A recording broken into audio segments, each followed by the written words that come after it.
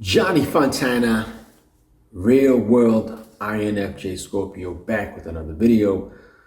Today we're going to be talking about that whole frame mindset, right? I think it's important when it comes to the manosphere, the red pill. Again, why am I doing this video? Because I think there are lessons to be learned. Okay, it's not because I know all of the answers, but because I have a perspective that a lot of folks don't, and it's not to undermine the red pill. So first of all, I want to say that I think that there is not necessarily a problem with the red pill message, right? I subscribe to many of its philosophies, its teachings, but I think that there is a problem with many of the messengers, right? A lot of grifters, but even the true messengers, I think that they target a certain demographic or a certain group of recipients, and from a certain cultural aspect, right? And I'll get into that later. And also, I have a problem with the recipients and how they internalize and digest this information. But again, it's not so much the fault of them as it is more so the messengers, because of the lack of nuance, right? Congratulations to Coach Greg Adams on getting the new Porsche. And he said that, hey, I got this new Porsche, and he understands writing it off from a business perspective and everything. But one thing that he said that I disagree with, he said, guys, when you get married and you're in a relationship, she gonna not want you to have this. She not gonna want you to have these toys and things like that. She gonna want you to drive the mommy van and the mommy mobile or whatever, and the thing, all of that other type of stuff.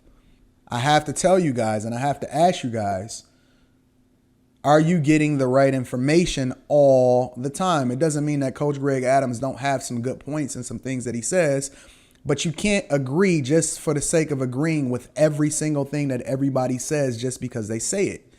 My chick is very much like, Anton, you deserve everything. When I say, hey, you know what? I think I'm about to go over to Vegas for a couple weeks or for a month or whatever. Or I'm thinking about spending my winter over here. She like, you deserve it. You should. I think that that'd be a great idea. I don't know women that don't want you to be happy, that don't want you to have the best. I don't know what that feels like. I don't understand that mindset. I don't know where y'all getting this from. I don't know. I don't understand. So we're going to get into this Rich Cooper, Robert Kiyosaki, why his wife left him and all that good stuff. And I think after I'm done with this, you'll have a good understanding of where I'm coming from as an individual. As someone, okay, I have red pill traits. I'm not red pill because I don't subscribe to anything fully, but I have red pill traits, right? So let's do this.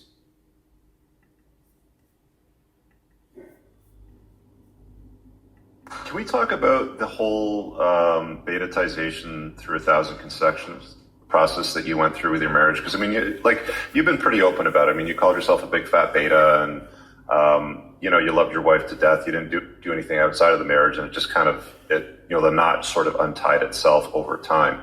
And you mentioned that was because of. I mean, I don't want to put words in your mouth, but it sounds like it's because you kind of relaxed in the marriage, right? Like, did you go through betatization through 1,000 concessions? Yes, it was. I'm still in love with my wife. I'm very happily married, and I was building a feather nest, if you know what I mean. Mm-hmm. And then one day, exactly as you guys say, she says about 4 years ago, she says, "I'm out of here." And it's not cheating her that counted. It's I stopped chasing excellence. She never did. So what I'm saying to you, Rich, is what you guys talk about. So I was pushing, double XL polo shirts and 40-inch waist. Mm-hmm. And I'm a Marine. You don't do that shit. All right. And so today I'm down to a 30. we're gonna talk about the. We talk about the. We're gonna repeat that because I think it's important. All right, we're gonna repeat that, and I want you to let it sink in, and then we're gonna go into the comments. But I want you to listen to that again. Like, pay close attention, okay? Again, with the mindset that it's not about necessarily the red pill mindset, the philosophy itself, but more so the messenger or the recipients in that of the lack of nuance. We'll get into that. Can we talk about the whole betatization through 1,000 concessions process that you went through with your marriage? Because I mean, you've been pretty open about it. I mean, you called yourself a big fat beta, and you loved your wife to death. You didn't do anything outside of the marriage, and it just kind of the knot sort of untied itself over time. And you mentioned that was because of. I mean, I don't want to put words in your mouth, but it sounds like it's because you kind of relaxed in the marriage, right? Like, did you go through betatization through 1,000 concessions? Yes, it was. I'm still in love with my wife. I'm very happily married, and I was building a feather nest, if you know what I mean. Mm-hmm. And then one day, exactly as you guys say, she says about 4 years ago, she says, "I'm out of here." And it's not cheating her that counted. It's I stopped chasing excellence. She never did. So what I'm saying to you, Rich, is what you guys talk about. So I was pushing, double XL polo shirts and 40-inch waist. Mm-hmm. And I'm a Marine. You don't do that shit. And so today I'm down to a 32-inch waist and a 40-inch chest. I'm in the stacks, like you say, 5 days a week now. And I'm making more money. I'm working harder.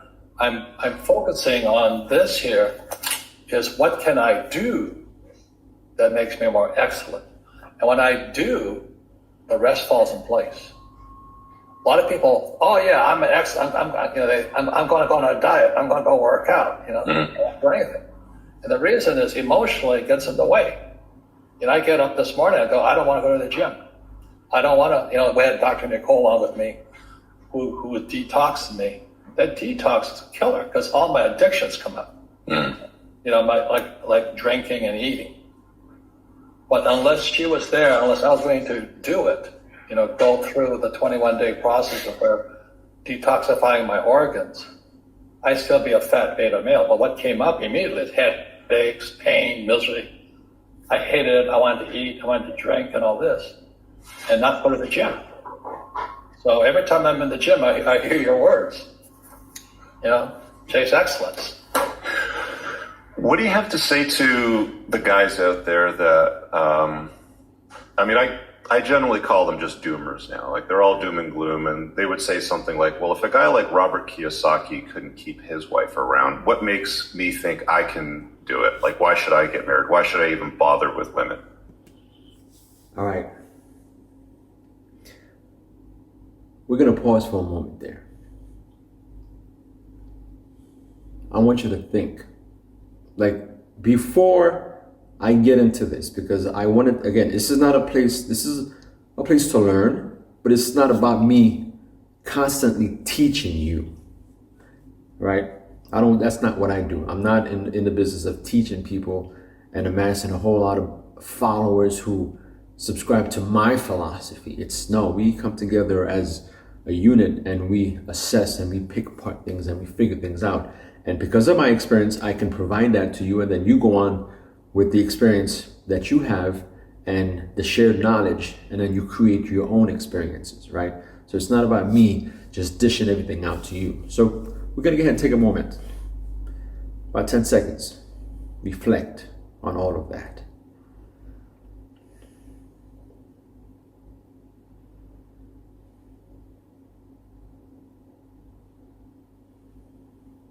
Okay, you're done, right? Here's my stance. Let's look at the comments. All right, without a shot of a doubt, yeah, it can happen to him. Hey boys, we're done for. Doomers. So again, we as a society, and I've noticed this, we as a society And it's not really any fault of their own. It's something that you have to work on. Same thing as if you have to work on business, you have to work on charisma, you have to work on fitness. There are attributes and characteristic traits that you have to work on. And it doesn't come naturally. And as a society, we lack the ability to see things from different perspectives, and to hold multiple concepts in our minds, meaning that we can attack one side, but then also empathize with the other, but at the same time, be able to say, hey, I get where you're coming from, I get where you're coming from, but at the same time, understand that simultaneously, where you get that person, you will also disagree given a different circumstance. So it's not always going to be that situation. But having said that, being able to hold multiple concepts in once without forgetting the originating ideas. So,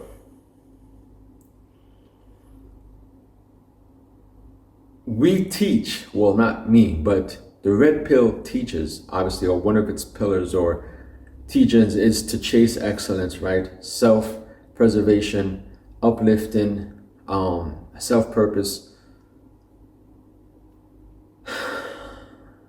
And yet, this idea that you're going to level up, become successful, choose your partner, because again, as you become successful, you want a partner who is as intellectually stable, right? As dominant in their area, right? Not overshadowing you, but can be part of your team, right? Help you excel in the areas that you lack. Because again, we're not here to fend for ourselves, right? The purpose of us is to procreate and to live, right? Lives that which will influence ourselves, our family members, our immediate associates, and our generations to come, right? That's what it is, building generational wealth. So how do you do that? You do that with someone who is not necessarily going to be able to keep up at your level, who's going to have that same sort of mindset of, hey, listen, we need to chase excellence. I'll do it in the way that I should do it, and you do it in the way that you should do it, right? But then we level up, make all this money, and then we lose ourselves. Ooh, we lose ourselves. But then we also now expect that individual who we built, because again, we talk about, hey, there's an age limit, right? Where there's a decline for women. Now, let's take that at face value. Let's take it. Because I married at 25. My wife was 19. This is 20 years ago. Guess what? I had been to over 6 countries by the time I met her, but lived in 4 different countries, no 3 different languages, right? I had a top secret clearance at the time. I was providing internal security for U.S. embassies, been exposed to ambassadors, chief of missions, you name it. So I had a wealth of experience. I brought her to my family, right? When I was on leave. This is when I was in the military. Brought her to my family.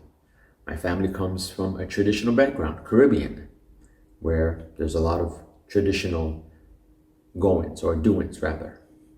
And you could have an idea or a sense of where I'm going with this. So first thing upon introduction is my aunt is showing my wife, or my girlfriend at the time, how to cook. And there was a process of building. Again, I have more experience than her. She came to the country after having us been together for only a year. There's more details involved in the time that I actually left her country to go to another embassy.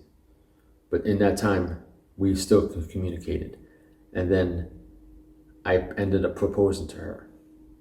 But because of me having that understanding of how to pick winners, I decided that she was going to be the mother of my children and my wife.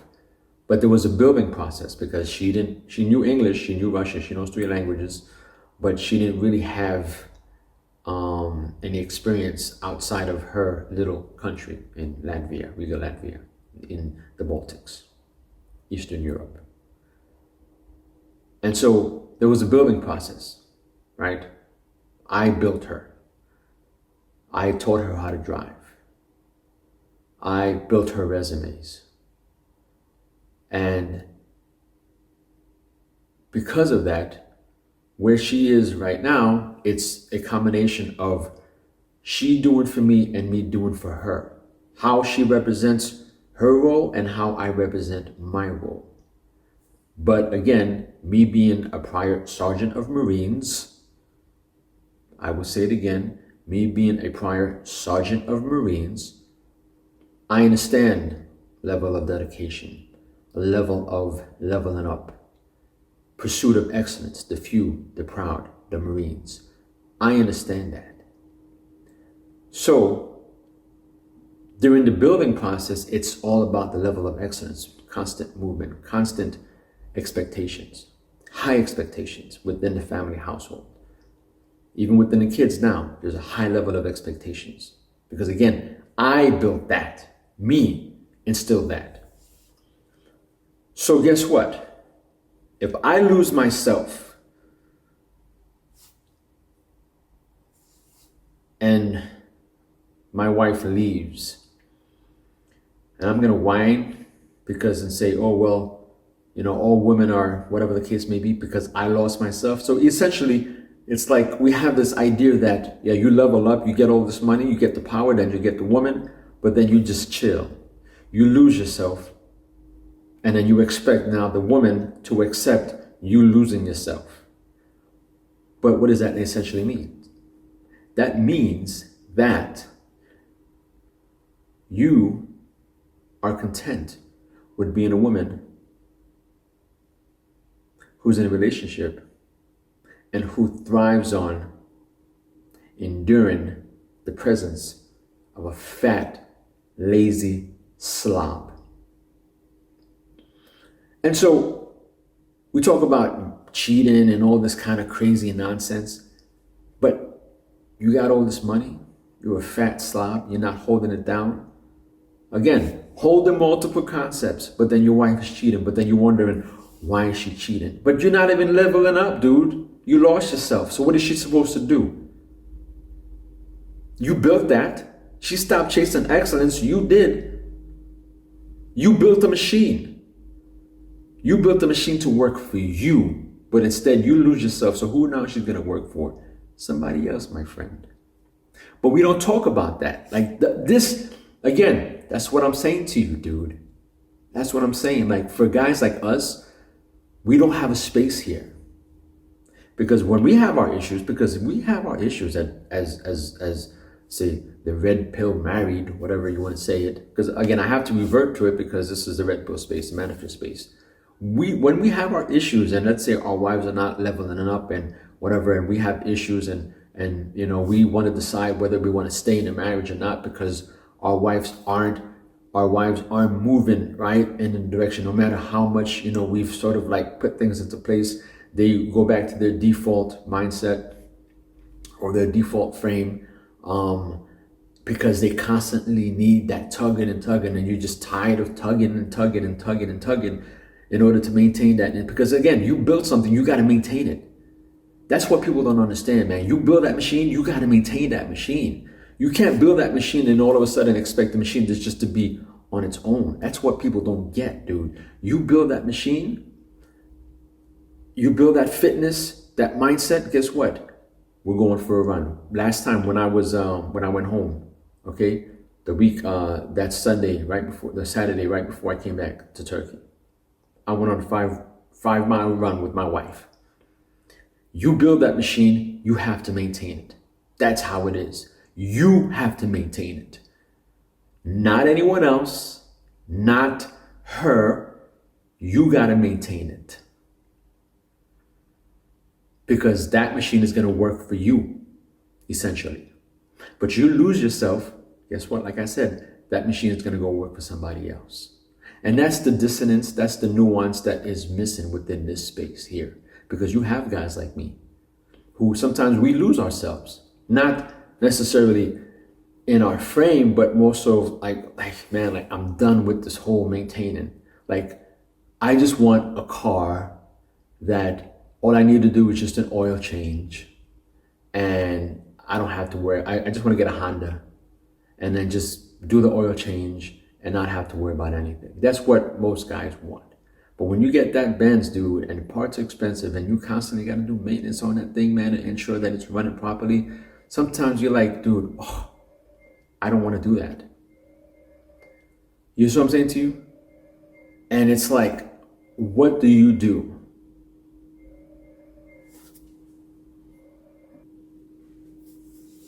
So you can either continue living as you are, or you find a solution, right? You try to go somewhere, you try to like figure out online, hey, listen, I got a problem with this and I need to do it on my own. And you go to YouTube University and then you try to figure it out. But the problem with that the YouTube University is basically a bunch of mechanics working on Toyotas or trying to even just achieve working on a Toyota. And you like, man, like I got this complications, man, where I'm dealing with some stuff right now where I'm contemplating on leveling up. Like you have a lot of men who they don't have successful relationships, right? They're at year 5. I'm at year 20. So I've had a lot of ups and downs where I've had like contemplations of like, man, like I'm leveling up, I'm pursuing, I'm tired of being, you know, the mechanic of maintaining this. Like I'm tired. Like I just want, you know, somebody else who's just going to be, you know, like on my level, but higher and all that stuff because it's whatever. Right. Because again, as you progress, you have a high level of expectations, and that's one of our downfalls. Okay. It's not the person is bad or she's a relic or she's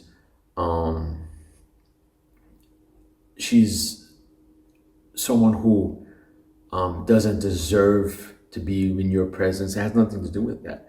It's just our internal battles that we are always looking for more, right? We are at that height of excellence, but it's like if you ever work for the federal government, you have GS positions, right? GS9, GS11, GS12, 13, 14, 15, whatever like that. Then you have steps.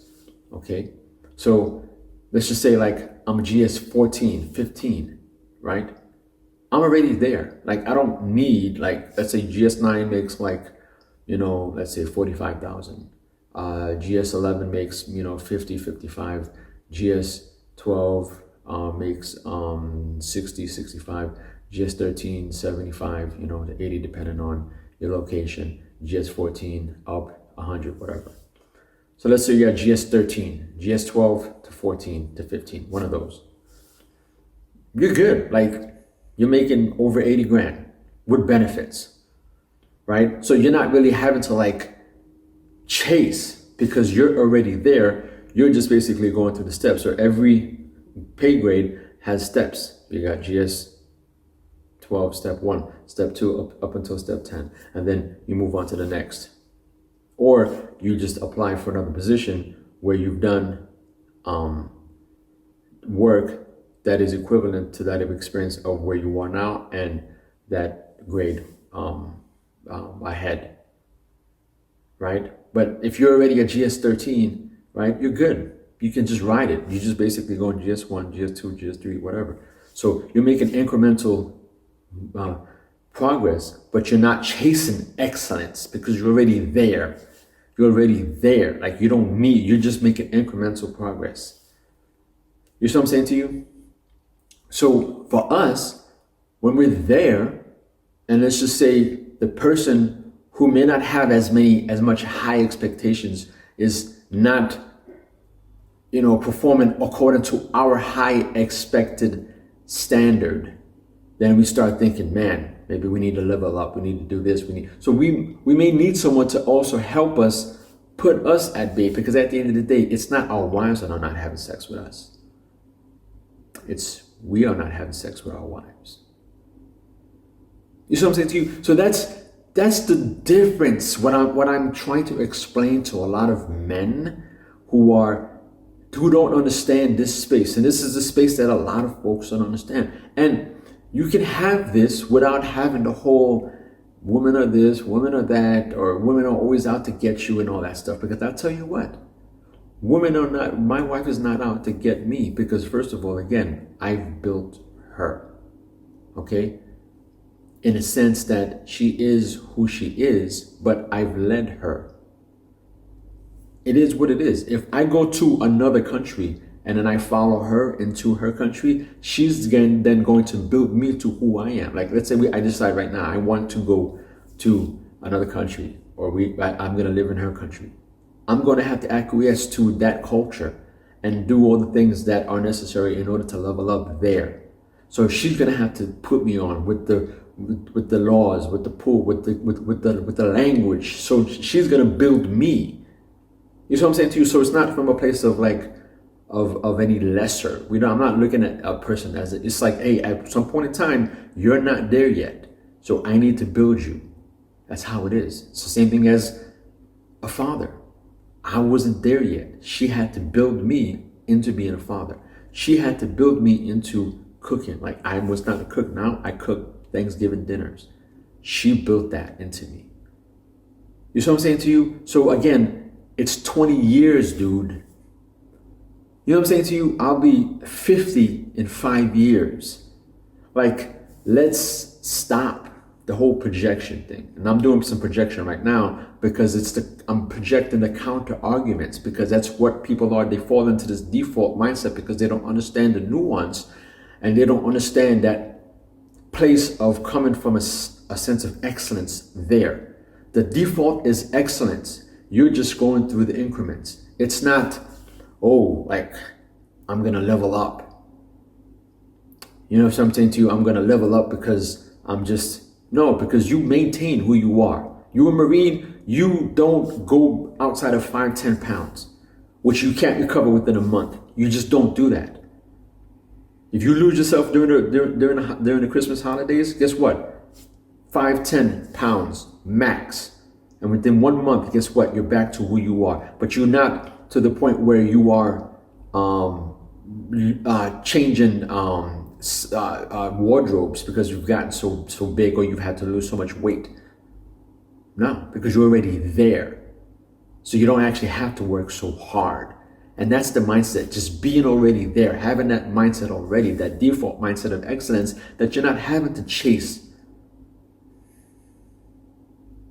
So let's keep going. Well, that's a very, very good question. I don't have it as a personal question, but I'm still partners with my wife, business-wise. We still, that noise is fun. But anyway, it's like the Marine Corps. I'm glad I went through it, and I'm glad I'm married. And today, as I say, the more I chase excellence, the more women I have. Now, what you guys call LTR, that's another question. Because I'm still happily married in many ways, but we're just not together. We're still business partners. She's still my best friend. That's priceless. You find, just like my business partners, some of them have been with me 30 years. And a lot of the comment section, she's a cook because, someone else is laying pipe. Again, that's from a mindset of scarcity. Like, who cares if somebody else is laying pipe? She's a business partner. We're making money. That's that scarcity mindset of you. Oh, you're a cook because you allow your wife to have sex with somebody else or whatever. Well, you don't deliberately allow someone to have interactions with somebody else. That's not what I'm saying. I'm not condoning you're allowing people to just openly go out and whatever. I'm saying to you that if you're separated, if you're still married, because marriage is a business, clip one, go. My wife has, for an extended period of time, always said that, Anton, why are you treating our marriage like a business? Very early on, and I just can't help it. That's just how I operate. I look at everything in numbers, zeros and ones. I'm a software engineer, and so let me just discuss some of the benefits of being married financially. Key takeaways: couples with unequal incomes generally get a marriage bonus. New tax brackets mean that couples filing jointly are in a lower tax bracket. Now, for those of you that are familiar with the tax brackets, or you're just blindly paying taxes and giving your money away to the government, one of the reasons why it's conducive for me to move to Miami is because not only is it a better lifestyle, is the weather better in the winter, but also the financial benefits that come along with not having to pay state taxes. But looking at it from a federal point of view, when you're able to combine or file jointly, obviously it's significantly more benefits or money that stays in your pocket as a result of not filing single or head of household. Married couples tend to get discounts on long-term care insurance, auto insurance, and homeowners insurance. And this is absolutely true. Married couples often qualify for better credit and better terms on loans. Your buying power increases. So obviously that increases your ability to build wealth. Okay? So a lot of these folks don't understand that. They have no understanding, no inclination of what that means to be married, but also leverage your marriage. Okay? It's a business. You go into it as a business deal, and love comes after and all that stuff, but you have to understand that mindset. Again, that default mindset. And so now if your business partner, your wife, what you're married to, is laying to, you're gonna allow that to affect your business game.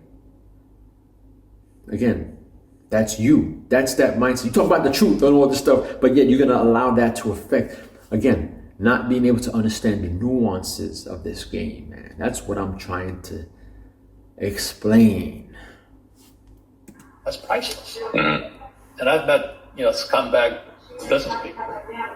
Talk to me about the scumbags out there. I mean, so he goes on to whatever. But again, and Rolo is the same thing. All right, he's married, but instead of now having a different section, or at least maintaining, his audience, his demographic, and feeding them whatever he feeds them, there isn't that space for men who are the elite, for who are there, right? Or someone, let's say like him, who says, you know what, I'm losing myself. How do I gain myself? Not even losing myself, but I'm losing myself in a sense that I don't want to be here anymore because I've outgrown my partner, right? But at the same time, I'm losing myself in a sense that I still have responsibilities to my family, to my children. You see what I'm saying to you? And not only that, like the optics of us being married together, and all the benefits that comes along with that. The bridge, the power that comes with us being together, right? Being a staple in a family household. People come to us for money, for this, for that. You know what I'm saying to you? Like, I'm gonna give you an example. And so I think also, and I think I'll get into it with Volos, but again, this is not about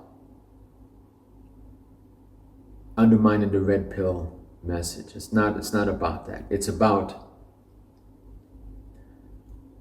understanding the nuances and understanding that, yes, when you've reached that level of excellence, whatever that level is, that's your level of excellence.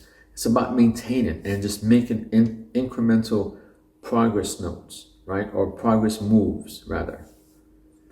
Progressive moves. But it's not necessarily from the mindset of like, oh, well, I'm going to have to then leave this situation and then better myself and then like become,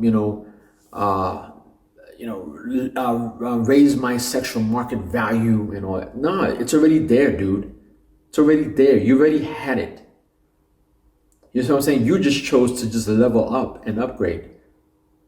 You've chosen to move to another location, to upgrade your location, upgrade your facilities, upgrade your equipment, if you will. Because you just weren't happy with the conditions that you were with previously.